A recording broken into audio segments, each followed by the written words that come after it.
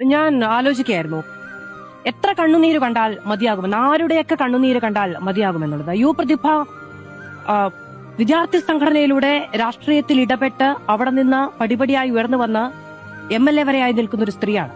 സാധാരണഗതിയിൽ ഒരു സ്ത്രീ ചിന്തിക്കുകയാണെങ്കിൽ എത്രത്തോളം പ്രിവിലേജ്ഡ് ആണ് എന്ന് വിചാരിക്കാവുന്ന സ്ത്രീയാണ്.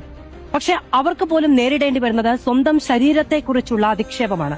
ശാരദക്കുട്ടി ടീച്ചർ ഫേസ്ബുക്കിൽ എഴുതിയ 2-3 വരികൾ ഇന്ന് വായിക്കുകയായിരുന്നു. ഒരു സ്ത്രീയായിരിക്കുക എന്ന് പറയുന്നത് വലിയ കുറ്റകരമായ കാര്യമാണ്. തന്റെയും കാര്യക്ഷമതയുമുള്ള സ്ത്രീയായിരിക്കുക എന്ന് പറയുന്നത് അതിലേറെ കുറ്റകരമാണ്. ധിക്കാരിയായ സ്ത്രീയായിരിക്കുക എന്ന് പറയുന്നത് അതിലേറെ വലിയ കുറ്റമാണ്. ഇനി തന്റെയും കാര്യക്ഷമതയും ധിക്കാരിയും ഒക്കെ ആയ ഒരു സ്ത്രീ സുന്ദരിയായി കൂടി ഇരിക്കുകയാണെങ്കിൽ അത് അതിനേക്കാൾ വലിയ കുറ്റമാണ്. ഇനി അങ്ങനെയുള്ള ഒരു സ്ത്രീ ഇടതുപക്ഷത്തു നിന്നുള്ള ഒരു സ്ത്രീ കൂടിയാണെങ്കിൽ പിന്നെ ഒന്നുമില്ല, തകർത്തു കളയുക എന്ന് പറയുന്നതാണ്.